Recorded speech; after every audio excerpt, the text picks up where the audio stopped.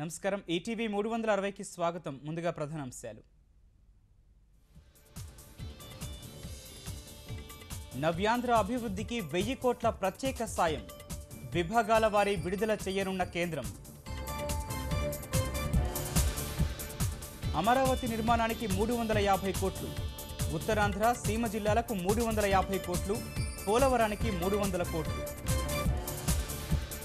మురుగు కాలువలో గల్లంతైన చిన్నారి కోసం విస్తృత గాలింపు, అడుగడుగు వెతుకుతున్న విశాఖ నగరపాలక సిబ్బంది.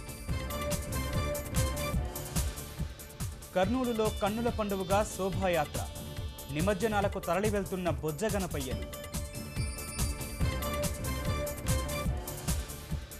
ఐక్యరాజ్య సమితిలో గళం వినిపించనున్న మోదీ, సుస్థిరాభివృద్ధి అంశంపై కీలకోపన్యాసం.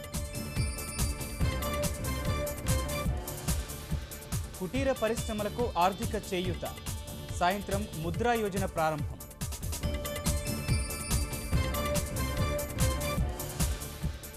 మక్కా తొక్కిసలాటలో 14 మంది భారతీయులు మృతి, అధికారికంగా వెల్లడించిన విదేశాంగ శాఖ. భక్తి శ్రద్ధలతో బక్రీద్ పర్వదినం, దేశవ్యాప్తంగా ముస్లిం సోదరుల సామూహిక ప్రార్థనలు.